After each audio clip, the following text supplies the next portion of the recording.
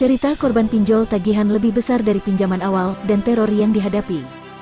Uang senilai Rp2.500.000 bukan jumlah besar bagi sebagian orang, bahkan bisa dengan mudah didapatkan. Tetapi tidak demikian bagi SU, 32 pengajar sebuah taman kanak-kanak, TK, di Kota Malang. Saat itu, SU sedang menempuh pendidikan strata 1 yang menjadi syarat profesinya sebagai seorang guru. Ia butuh Rp2.500.000 untuk melunasi biaya kali terakhir kuliahnya. Ibu satu anak itu pun kesana sini mencari pinjaman, baik ke saudara maupun teman terdekat. Namun tidak juga mendapatkan, karena memang situasi saat itu sedang sulit akibat pandemi COVID-19. Tapi apapun, kewajibannya harus terbayarkan dengan mempertimbangkan profesi mulia yang sangat dicintainya, sebagai seorang pendidik.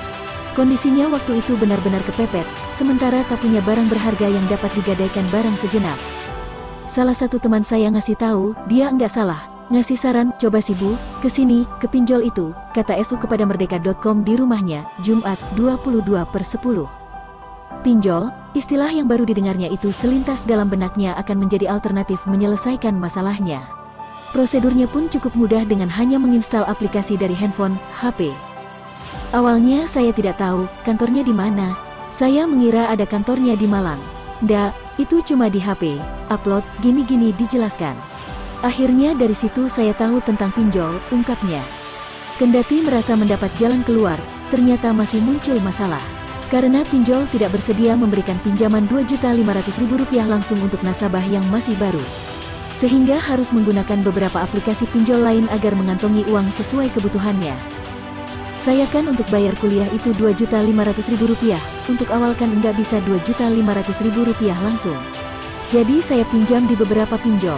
Saya lupa berapa aplikasi, supaya uang itu jangkep sesuai kebutuhan Rp2.500.000 itu. Kira-kira 5 pinjol, supaya uangnya pas, terangnya. SU sendiri tidak pernah mengetahui dan tidak pernah paham antara pinjol ilegal atau legal. Aplikasi dengan mudah diajukan dari jari jemarinya di atas layar Android, hingga kebutuhan membayar kuliah terpenuhi. Waktu pelunasan pinjaman oleh pinjol hanya diberi tempo 7 hari setelah pencairan. Tetapi hari kelima para debt collector ternyata sudah beraksi dengan terornya. Sejak saat itu pun hidupnya mulai tidak nyaman dan selalu dikejar jatuh tempo pinjaman online-nya. Jangka waktu 7 hari, tapi 5 hari sudah disuruh bayar.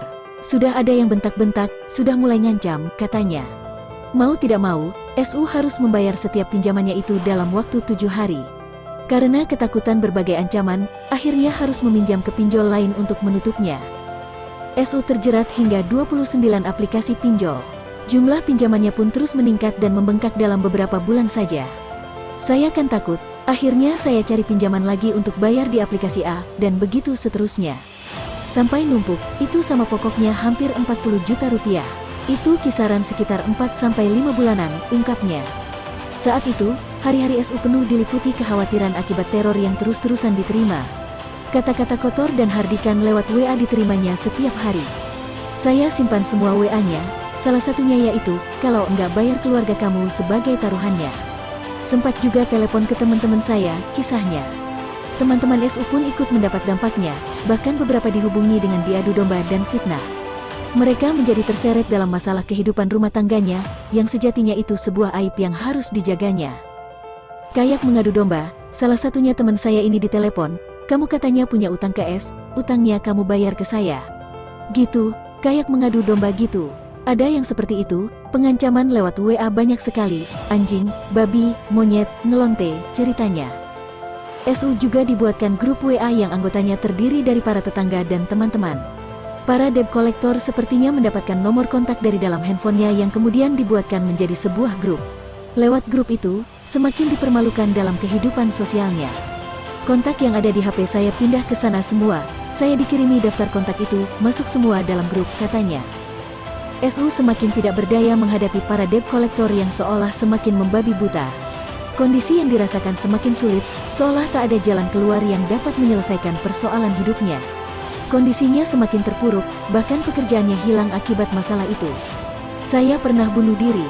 Gak kuat, apa yang saya bayarkan, di samping itu teror seperti itu, malu juga sama tetangga dan teman yang sudah dihubungi. Gak karu-karuan, sempat mau bunuh diri, tetapi ingat anak yang masih kecil, siapa nanti yang merawat akunya. Namun keberuntungan berpihak kepada SU dan keluarga, hingga dapat menyelesaikan persoalannya. Sejumlah lembaga hukum dan keuangan telah membantu dan mendampingi masalahnya hingga persoalan itu dapat teratasi. Kasusnya dengan pinjol untuk kategori legal telah terselesaikan setelah dilakukan mediasi. Sementara untuk pinjol ilegal, sejak kasusnya viral di media sosial sudah tidak lagi dapat dihubungi. SU pun mulai bangkit dan meniti usahanya.